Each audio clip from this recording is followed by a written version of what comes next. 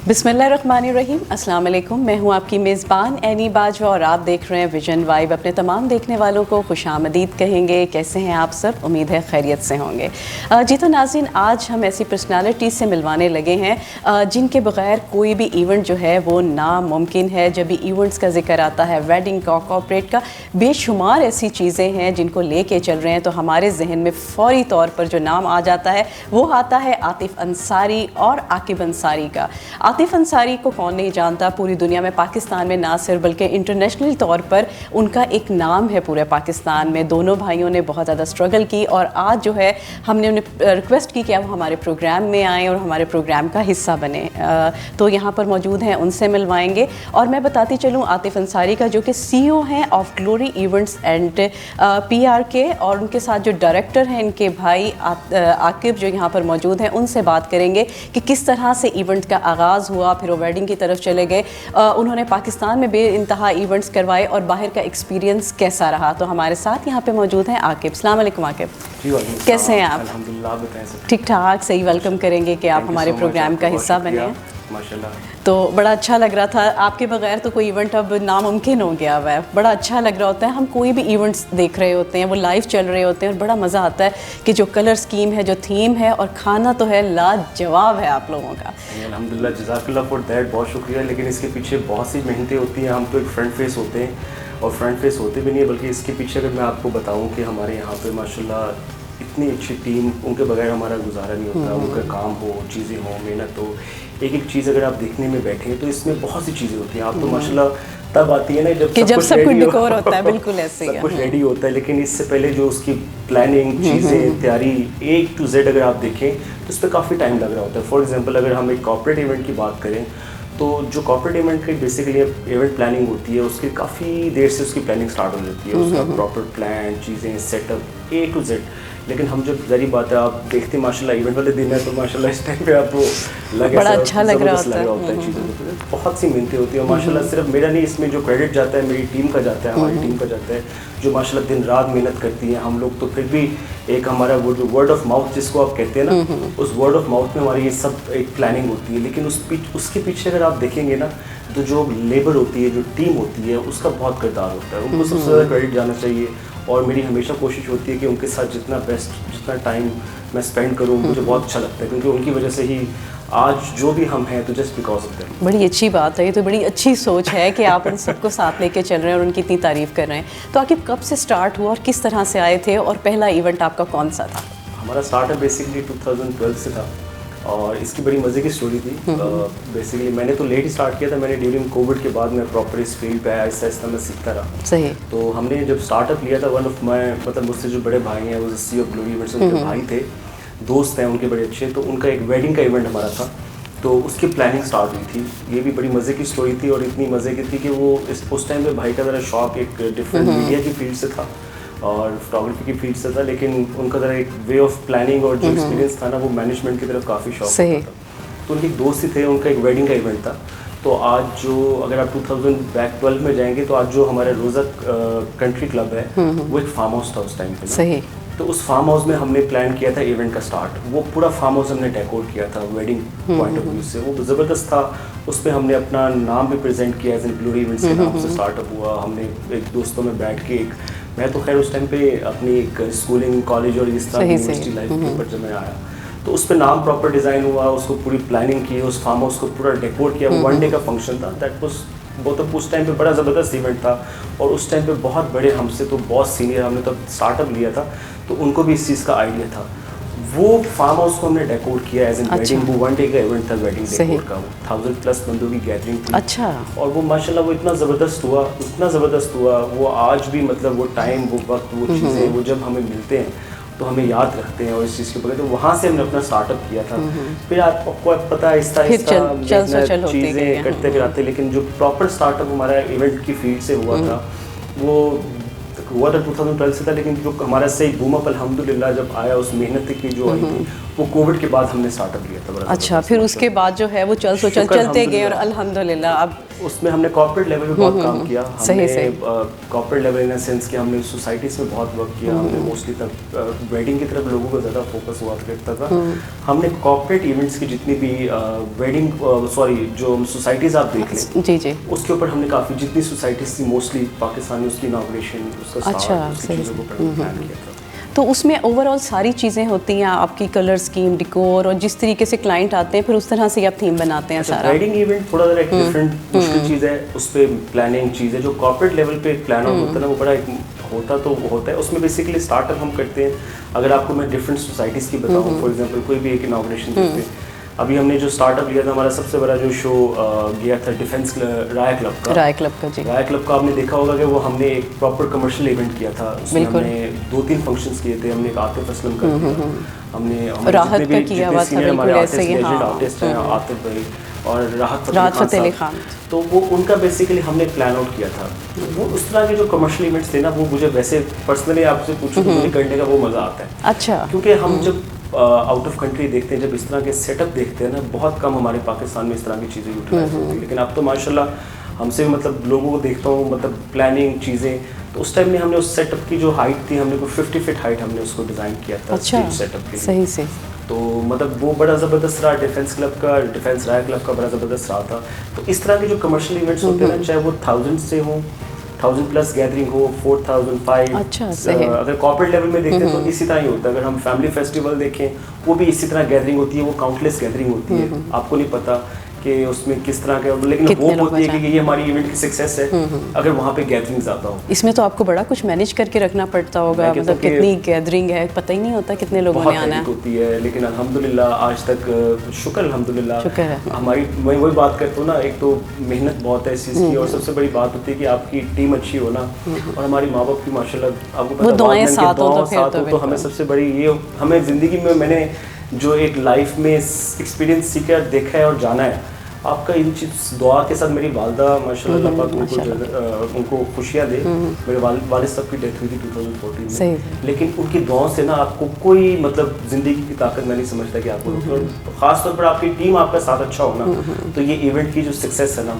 ये बरसों बढ़ रहा है। बट आप इसमें जिस दिन आप उस दिन हमारे साथ आके सेटअप पे देखें, आपको अंदाज़ा होगा कि कितनी लोगों की मतलब रोजी रोटी, काम, मेहनत, चीज़ें चल रही होती हैं। बहुत लोगों का काम होता है। ये भी अल्लाह ताला की ब्लेसिंग है आप पे, मतलब आप पे हो गया, आपके भाई, मतलब एक ब्लेसिंग होती है, दुआएं साथ होती हैं, फिर जो है फिर आप बहुत अच्छा, मतलब जैसा आजकल का टाइम है बड़ा कंपटीशन का दौर है, पर आप लोगों ने वो काम कर दिखाए हैं। जैसे कवाली आप लोग लेकर आए, और अब हर जगह हम कवाली सुने जाते हैं, उसके बगैर गुजारा नहीं है। पहले शादियाँ होती थी, खाना खाया, थोड़ी देर बैठे, कोई तस्वीरें वगैरह बनी और उसके बाद चले गए। अब ये होता है कि बड़े बड़े इवेंट्स आप लोगों ने, मतलब एक वो ट्रेंड निकाल दिया आपने। ऐसे ही जी, आप पहले वेडिंग में देखते थे, लोग आते थे, मतलब एक टाइम फिक्स होता था, छोटी सी रस्म हुई, दैट्स इट, जैसे 2-3 दिन। अब तो माशाल्लाह वेडिंग के कंपटीशन में अब तो म्यूजिकल सेक्शन, कवाली नाइट, संगीत नाइट, मतलब हम लोग एक वेडिंग को ये समझते हैं कि उनके 8 से 10 इवेंट होते हैं जो प्रॉपर्ली वर्कआउट चल रहा होता है। तो इट्स इनके अब आजकल लोगों को, मतलब जो आजकल की जनरेशन है ना, वो इन चीज़ों को बड़ा मतलब देख रही होती है। इस तरह की एक्टिविटीज़ होती हैं। शादियों में इस तरह होता है, पहले लोग आते थे, बैठे, गपशप लगाई, खाना खाया, दैट्स इट, लोग चले गए। लेकिन अब आप देखें, अगर वेडिंग में देखा जाए तो हमने म्यूजिकल सेक्शन में हमने बड़े सीनियर हमारे आर्टिस्ट हैं, हमारे कुछ इंटरनेशनल आर्टिस्ट हैं जिनका हमने स्टार्टअप वेडिंग से किया था। मोस्टली लोग शादी में बहुत कम परफॉर्म करते थे, बहुत ज़्यादा कम। इस तरह नहीं होता था, वो कहते थे कॉर्पोरेट लेवल है, अच्छा चल रहा है। मगर आपने वो भी ट्रेंड चला दिया। वो भी अल्हम्दुलिल्लाह, बस हम अल्लाह की तरफ से जो वो होती है उस पर भी बड़ा एक मज़े का होता था कि वो जब हमने स्टार्टअप किया तो कुछ आर्टिस्ट कहते थे यार हम लोग जब परफॉर्म कर रहे हो तो ये ना वो परफॉर्म करते हुए होता है ना कि खाना खोल देना। हाँ, ऐसे तो होता है। तो वो उनके लिए होता था कि यार खाते हुए तो लाइव परफॉर्मेंस का मज़ा नहीं आ रहा होता, ये बैठ के प्रॉपर खाने से पहले या खाने के बाद। वो हमने बड़े मुश्किल से ट्रेंड सेट किया कि हम या खाने से पहले अगर खाना नहीं खोलना तो फिर आप खाने के बाद पहले गाना सुने, फिर आपको खाना मिलेगा। आर्टिस्टों को बड़ा हमने बड़े तरीके से इन चीज़ों को, कुछ आर्टिस्ट कहते थे यार हमें वेडिंग लुक जो है ना, पहले होता था सिंपल बिठाना, वो साइड पे लगा देना और वो गाता रहे और बाकी रस्मों रवाइयाँ चलती रहे। लेकिन अब वो चीज़ भी चेंज की कि हमने एक प्रॉपर जो सेटअप चाहे वो ब्राइड एंड ग्रूम का होता है तो हमने आर्टिस्ट का भी प्रॉपर सेट प्लान करते हैं, आया वो कॉर्पोरेट लेवल लगे और दूसरी चीज़ों के ऊपर हो, वो भी एक आहिस्ता आहिस्ता चीज़ों के ऊपर एक वो बड़े प्यारे थीम है। आप मैं देख रही होती हूँ आपके शोज़, वो लाइव भी हो रहे हैं और सारे तो थीम बहुत खूबसूरत होती है, बड़ा मज़ा आता है देखने का। ऐसी है, हम आर्टिस्टों को अगर फॉर एग्जांपल कोई म्यूजिकल सेक्शन एक्टिविटीज़ होती है तो हमारा टारगेट ये होता है कि जो आर्टिस्ट, देखिए हमने तो एट द एंड जो क्लाइंट है ना, जो फैमिली है, हमने उनको मतलब they should be happy. Wedding का इवेंट हो, कॉर्पोरेट इवेंट हो, कोई भी इवेंट हो, एट द एंड बेसिकली खुशी का आलम ही है। और हम लोग हमेशा हर कोशिश करते हैं कि हर किसी की खुशी में उससे भरकर शरीक हो। और अल्हम्दुलिल्लाह इसी चीज़ के ऊपर ही हम लोग देखते हैं कि सबसे ज़्यादा खुशी होती है जब वो ब्राइड एंड ग्रूम को हम देख रहे होते हैं, उनकी चेहरे की मुस्कुराहट देख रहे होते हैं कि जिस तरीके से एट द एंड जाते हैं, जिस तरह हमें प्यार से शुक्रिया अदा। ये होता है कि आपकी मेहनत जो होती है ना वो एक सेकंड में मतलब वो हो जाती है, पूरी हो जाती है। ये जो हमारी थकावट है ना, हाँ, ये हमारी थकावट इस चीज़ में ख़त्म करती है जब हमसे हमारी मतलब क्लाइंट फैमिली को हमसे खुश होना, तो ये हमारी ज़िंदगी की सबसे बड़ी थकावट होती है कि यार अच्छा अल्हम्दुलिल्लाह। देखिए ताल्लुक चीज़ें ये उसी से बनते हैं। अगर आज अल्हम्दुलिल्लाह इस चीज़ की लाइफ की स्ट्रगल की मेहनत की, वो जब मेहनत का रंग लाना ना, वो यही होता है कि आपके लोगों के लिए अच्छा एक प्लान आउट देना, अच्छा एक वो करना, यही आपकी और वो सेटिस्फाइड होते हैं तो आपको सेटिस्फाइड होंगे तो वो आपका ताल्लुक बनता है, आगे से आगे काम होता है, इस चीज़ों से चलता है। अगर हमारा ताल्लुक अच्छा ना बने या कोई ऐसी चीज़ ना हो तो वो लोगों के ऊपर तो फिर आपको पता है इस तरह काम भी नहीं चलेगा ना, बिल्कुल भी नहीं, बिल्कुल इम्पैक्ट पड़ता है बहुत ज़्यादा। तो इस चीज़ से बड़ा हम लोग घबराते हैं, इस चीज़ से हम बड़ा डरते हैं कि जितना बेहतर हो, जितना अच्छा हो, उसको हम उतना अच्छा एक प्लान आउट कर सकें। सही। अच्छा आके मुझे बताइएगा, इंटरनेशनली तौर पे भी आपके इवेंट्स होते हैं वहाँ पर और यहाँ पे दोनों जगह पे मसरूफ़ होते हैं, तो वहाँ के इवेंट्स किस तरह से फिर मैनेज होता है सारा? जब जाते हैं आप तो किस तरह से होते हैं सारे? यहाँ पे तो हमारा पूरा ओवरऑल प्लान होता है। पाकिस्तान में ना काम करने का बहुत मज़ा है, पाकिस्तान के काम करने का तरीका, पाकिस्तान का प्लानिंग, हमें बड़ी रीज़नेबल कॉस्ट पड़ती है हर एक चीज़ की, हम लोग देखते हैं। जब आप इंटरनेशनली ट्रैवल करते हैं ना, इंटरनेशनली काम करते हैं तो हर चीज़ उस करेंसी के मुताबिक, उस चीज़ के मुताबिक हर चीज़ प्लान होती है। तो मोस्टली इंटरनेशनली लोग ना सबसे ज़्यादा ये करते हैं कि वो बड़ा रिलैक्स अपने उधर, मोस्टली लोग हॉल्स में, कोई आउटडोर इतने इवेंट बहुत कम होते हैं, वो इंडोर ही मोस्टली इवेंट्स करते हैं। उस इंडोर इवेंट्स में वो क्या करते हैं कि प्रॉपर ऑलरेडी आपको पता है कि प्लान हुआ होता है, आपका खाना जो है वो होटल की तरफ से है, प्लानिंग सब कुछ होटल की तरफ से। तो हमारी जो मेन चीज़ें होती हैं, चाहे वो सेटअप से रिलेटेड हो, आर्टिस्ट से रिलेटेड हो, साउंड, ये इस तरह की चीज़ें हम मोस्टली रिक्वायरमेंट करते हैं। तो वो हमारे लिए बड़ा इजीली मैनेज होता है। और मुझे बहुत मज़ा आया जब मैंने अभी रिसेंटली भी मैंने कुछ वेडिंग्स जो हैं दुबई में की है, लेकिन मुझे बहुत मज़ा आया काम करके। अच्छा, जो दुबई में आपका इवेंट था उसकी बड़ी धूम मची हुई थी, वो बहुत आउट क्लास इवेंट था आपका, बहुत अच्छा लगा था। और जब होता है ना कि जब यहाँ से वहाँ पे इवेंट करते हैं और वहाँ के लोग इतना ज़्यादा खुश होते हैं तो बड़ा एक हम लोगों को भी खुशी फील हो रही होती है बहुत ज़्यादा। कोई शक नहीं है, मैं बताऊँ कि वो रहा भी बहुत अच्छा इवेंट था। और हमारे साथ इंटरनेशनल आर्टिस्ट फर्स्ट टाइम हमने वेडिंग में उस तरह उनको कोलैबोरेट किया।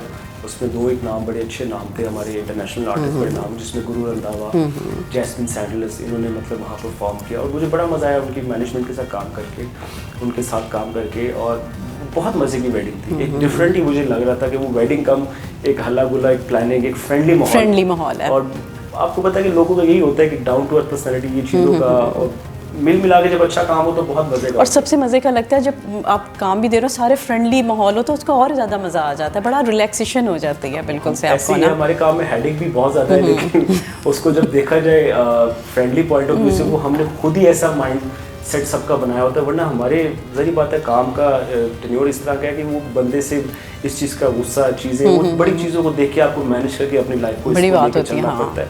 और इट्स नॉट एन ईजी। मैं देख रहा था कि मैंने कहा कि एक दफ़ा मैंने सुना, मैंने पढ़ा, I don't know I am wrong right इस चीज़ के हवाले से, कि वर्ल्ड मोस्ट एंजाइटी जो है बिजनेस क्या है, तो उसमें कोडिंग का जिक्र हुआ, बाकी हुआ। तो मैंने जब उस लिस्ट में देखा ना, तो इवेंट मैनेजमेंट का भी कि वो इतनी हैडिक होती है कि ऑल दी वे सब चीज़ों को इकट्ठा करना, ऑल दी वे सब चीज़ों को प्लान करना, वो कोई भी खुदा ना खास्ता कोई चीज़ रह जाती है, कुछ प्लानिंग में कुछ कमी मिस हो जाए। अब जैसे हम कॉर्पोरेट इवेंट्स करते हैं, अब वो खाली कॉर्पोरेट इवेंट वो तकरीबन 500 to 600 आप देखते हैं कि मोस्टली वेडिंग्स की होती है, ऐसे क्या? लेकिन कॉर्पोरेट इवेंट में 5000 10,000 अच्छा इतने चले जाते हैं हमारी जो होती है मोस्टली। अच्छा। मैंने डेरा गाजी खान में इवेंट किया, खान साहब का, राहत फतेह खान साहब का। मेरी हिस्ट्री का भी बड़ा मजे का, और खान साहब की हिस्ट्री का भी वो फर्स्ट एक्सपीरियंस था। अच्छा। डेरा गाजी खान में उन्होंने खुद भी अनाउंस किया था कि उनकी राहत फतेह खान साहब की हिस्ट्री का पहला इवेंट था। लेकिन मैंने इतनी सूझी फैमिली में, हमारा कोई तकरीबन 10,000 की हमने सिटिंग अरेंजमेंट की थी। अच्छा, सही और सही। क्राउड हमारा 15,000 हुआ था, लेकिन इतनी डिसेंट तरीके से इतना स्मूथली इवेंट किया। मतलब ये छोटी छोटी चीज़ें होती हैं जो बड़ा देखा जाता है, मतलब चाहे वो सेटअप के हवाले से हो, आर्टिस्ट के हवाले से हो, इवेंट के क्लाइंट के हवाले से हो, ये छोटी छोटी चीज़ें बहुत नोट की जाती है। वो खुदा ना खास्ता कोई एक ही चीज़ में मसला आ जाए, वो फिर हमारे लिए बहुत हैडेक बन जाता है। बिल्कुल ऐसे ही है। चीज़ ऐसी है ना, मशीनरी है, चीज़ें हैं, इलेक्ट्रिक है, जिस और उसमें तो ये होता है कि ना सब गेस्ट आ गए और हर चीज़ ओके होनी चाहिए। बिल्कुल आप देखिए ना कि अब सब कुछ पूरे इवेंट का जो सेटअप होता है वो पूरा लोड एक जनरेटर पे होता है। आप देखिए जितने भी जनरेटर हम लोग इलेक्ट्रिक नहीं कर रहे होते, वो जनरेटर की मशीन है ना, तो खुदा ना खास्ता कोई ऐसा मसला आ जाए या कोई ऐसी चीज़ आ जाए तो वो पूरा इवेंट का अभी सारा बर्डन आपकी एक मजे तरफ का है। वाकया मैं आपको बताऊंगा। बहुत एक हमारा एक इंटरनेशनल इवेंट हुआ था यहाँ पे पाकिस्तान में। उसमें मैं नाम नहीं लूँगा उस इवेंट का, लेकिन वो हमारे बड़े इंटरनेशनली उसमें आर्टिस्ट भी आए थे। उसमें हमने बड़ा एक पॉलिटिकली भी एक प्रॉपर इंटरनेशनल वर्ल्ड कप से रिलेटेड एक मैच था, तो वो हमारा प्लान हुआ था गवर्नर हाउस में। सही। तो उसमें ये हुआ था कि सब कुछ एक स्मूथली चल रहा है। हमें पता है, हमने एक दिन पहले टेस्ट किया, सारा कुछ किया प्रॉपर्ली। तो मैं आपको जनरेटर की चीज़ बता रहा हूँ कि छोटी सी चीज़ का कोई मतलब इतना नहीं, उसके कोई जनरेटर के पाइप की कोई लीकेज थी, वो किसी को पता नहीं लगी, उस के बंदे ने उसको नोट डाउन किया। वो छोटी सी लीकेज, जिस तरह हम ऑन एयर बैठे हैं, उस टोटली इवेंट ऑन एयर चल रहा हो, तो वो बड़ा एक हेडेक से भी प्लान कि छोटी सी चीज़ है और ये इतना बड़ा हमारे लिए प्लान, लेकिन हमने हर एक चीज़ का बैकअप रखा होता है। हमें पता होता है कि अब जनरेटर है ना, हम उसके साथ एक बैकअप एक चीज़ रखी होती है कि खुदा ना खास्ता कोई इस तरह की मामला हो, कोई ऐसी चीज़ हो तो उसको फौरी तौर पे हम चेंज ओवर करके उसका प्लान आउट कर लें। लेकिन अल्हम्दुलिल्लाह वो भी इवेंट बड़ा सक्सेसफुल रहा था। लेकिन ये छोटी छोटी चीज़ें, इसका कोई मगर ये होता है ना, आप थोड़ी टीम चलाते हैं पर आपने तो बहुत ज़्यादा टीम को देखना होता है, हर चीज़ समझानी, काफ़ी बर्डन आता है फिर हमारे तो। ऐसे ही हमने एक एक चीज़ को नोट डाउन करना होता है। अब सेटअप में खाली एक चीज़ नहीं होती, सेटअप है, डेकोर है, आर्टिस्ट है, शुमार चीज़ें है, खाने में मतलब क्या क्या चीज़ें होती हैं, वो छोटी छोटी चीज़ें करते करते ना पूरा एक प्लान आउट एक इवेंट का करना होता है। ये फिर इवेंट मैं आपको बता रहा हूँ काफ़ी देर से प्लानिंग चल रही होती है। ये कितने दिन में, जैसे अब कोई क्लाइंट आते हैं आपके पास तो आप पहले से डेट डिसाइड करते हैं, कितने दिन बाद ही हम करते हैं? फॉर एग्जांपल कोई भी इवेंट हमारा कॉर्पोरेट इवेंट होगा ना, तो उसकी जारी बात उन्होंने अपने एडवर्टाइजमेंट भी करनी होती है। मैं कॉर्पोरेट लेवल पे बता रहा हूँ, उन्होंने अपनी प्लानिंग भी करनी होती है, वो लोगों को इकट्ठा भी करना है। वो कोई 1.5 मंथ से पहले ना वो प्लानिंग शुरू हो जाती है। सही। जो इवेंट सेटअप होता है वो ऑलमोस्ट 2 से 3 दिन पहले हम लोग अच्छा वो प्लान होता है। ये मैं आपको बता रहा हूँ जो बड़ी गैदरिंग के इवेंट्स अच्छा सही, ठीक ठीक। मोस्टली वेडिंग का भी इसी तरह ही होता है, वो भी 1-2 दिन पहले जो है ना उसकी तैयारी शुरू हो जाती है। तो लोगों ने, क्योंकि आपको पता सीजन जब शुरू होता है, हाँ वो तो पहले से होती है, 2-2 3-3 माह पहले से होती है, 4-4 महीने। कुछ लोग अभी आज भी मुझे कुछ कॉल्स आ रही थी, लोग दिसंबर की बुकिंग अभी से करवा रहे हैं, क्योंकि दिसंबर लास्ट मंथ का एक पीक सीजन होता है। तो वो पीक सीजन में ना हमारे जो वेंडर्स भी होते हैं ना, वो ऐसे होते हैं कि जैसे उनके ना बस वो उस्ताद है और हम लोग जो है ना अपने में एक बस उसमें होता है। तो हर किसी का एक अपना होता है। बिल्कुल ये सीजन, और आए दिन मैं ये समझ रहा हूँ कि पाकिस्तान में ये काफ़ी अच्छी चीज़ है, लोगों को अब समझ आ गई है, बहुत अवेयरनेस हो गई अब तो, बहुत ज़्यादा, पहले नहीं थी। अब वेडिंग्स पे जाएं, आपको आए दिन हर चीज़ एक नया डेकोर मिलेगी, नई प्लानिंग मिलेगी। हमारे सेटअप में होता है वो एक दफ़ा सेट लगा होता है, नए दिन में हर बंदा चाहता है कि अब इससे हट के कोई प्लान हो, चाहे वो सिटिंग अरेंजमेंट हो, चाहे वो सेटअप हो, चाहे वो डेकोर हो। तो अब जब भी जाएंगे आपको नए से नई एक चीज़ प्लान आउट पे, ये पहले इतना नहीं था लोगों के ऊपर। अब ये ज़ाहिर बात है कि हमारे पाकिस्तान में ये मुझे अच्छा लगता है कि लोगों को इस चीज़ का है, और अब आए दिन लोगों को इस चीज़ का शऊर और इस चीज़ की समझ वो बढ़ती जा रही है, आने लग गई है कि यार ये क्या चीज़ है, इसको हम किस तरीके से लेके चल रहे हैं। अब बच्चे को पता है कि अच्छा यार पापा ये आर्टिस्ट इस तरह नहीं है, तो वो मुझे ऐसे ही होता है। तो मतलब वो मशावरत में जब फैमिलीज बैठी होती पहले नहीं लोगों को होता था कि यार ये आर्टिस्ट का क्या था, ये सेटअप में क्या करना है। अब वो बच्चे बैठते हैं, वो प्रॉपर प्लान करते हैं कि हम डेकोर करें वेडिंग में, तो हम लोग क्या प्लान करें। अच्छा वो लास्ट वो हमारी फैमिली में हुआ था ना, तो हमने उस तरह नहीं, अब हम थोड़ा चेंज करेंगे। तो इस तरह की बड़ी चीज़ें सीखने को मिलती हैं। मतलब मैं तो हमेशा हर फैमिलीज में उठता बैठता हूँ, तो हर कोई हमारी फैमिली की तरह है, तो मुझे जब देखता हूँ जानता हूँ, तो मैं बच्चे को आजकल की जो जनरेशन है मैं उनको देखता हूँ, मैं कहता हूँ कि जो अब नई जनरेशन आ रही है ना, ये बहुत फास्ट है, बहुत ज़्यादा एक्स्ट्रा फास्ट है। लेकिन मैं कहता हूँ जिस तरह फास्ट नहीं, वो मेहनत उस तरह करनी चाहिए जिस तरह हम लोगों ने मेहनत की है। क्योंकि आज की जनरेशन कहती है बस अब हमें कुछ भी ना मिले, हम बस बैठे और सब चीज़ें सामने आ जाएं, हमारी मर्जी के मुताबिक आ जाएं। टाइम जो था ना हमारे वालिद साहब का उन टाइम पे, वो बहुत मेहनतें होती थी। ऐसे ही है। हमने जब इसको स्टार्टअप लिया, इसकी बहुत मेहनतें होती थी। मैं तो दुआ करता हूँ कि आने वाले कल और जो जनरेशन है ये मेहनत करें, क्योंकि अभी इस आजकल की जनरेशन का बड़ा ये होता है कि बस वो जिस ट्रैक पे जा रहे हैं, जिन चीज़ों पे जा रहे हैं। मैं काफ़ी यूनिवर्सिटीज़ में जाता हूँ, हमारे इवेंट मैनेजमेंट के हवाले से कुछ लेक्चर्स होते हैं, तो मैं देखता हूँ, तो मैं बच्चों को जब नोट डाउन करता हूँ तो बच्चों का एक लाइफस्टाइल, उनके चेहरे तासुरात बता रहे होते हैं कि ये अब इनकी कौन किस तरफ जाता है, कौन क्या है, हर चीज़ के ऊपर ट्रैक आउट करना है, बड़ी बात होती है। बड़ी बात होती है, मैं चाहता हूँ बिल्कुल। कि हर एक जनरेशन में ये चीज़ का वक्त एक अच्छा आए, ऐसे ही मेहनत करें जैसे आप लोग करें। नहीं, हम लोग से भी पहले हमें भी कुछ चीज़ें पर ये वाली मेहनत भी बहुत है, ये भी कर लें, इनके लिए बहुत है। हाँ, ये भी। चलो आकिब, आप हमारे प्रोग्राम का हिस्सा बने, बड़ा अच्छा लगा चिट चैट का, और टाइम का पता ही नहीं चला। वो इवेंट्स की ऐसी बातें गई हैं तो चलती चली गई हैं। बहुत अच्छा लगा, thank you so much for inviting me. आपका बहुत बहुत शुक्रिया। जी तो नाज़रीन, आकिब की आपने बातें सुनी इवेंट के हवाले से, और बड़ा मज़ा आ रहा था चिट चैट का कि किस तरह से इन्होंने कवाली को लेकर आए इवेंट्स में, किस तरह के इनके मज़े मज़े के खाने, कलर स्कीम और इवेंट्स को किस तरह से ये मैनेज करते हैं, सब बातें हुई। यकीनन आपको भी इसका नॉलेज ज़रूर हुआ होगा, और इंशाल्लाह ताला कल दोबारा मिलेंगे एक नई पर्सनैलिटी के साथ। अपना रखिएगा बहुत ढेर सारा ख्याल। अल्लाह निगहबान।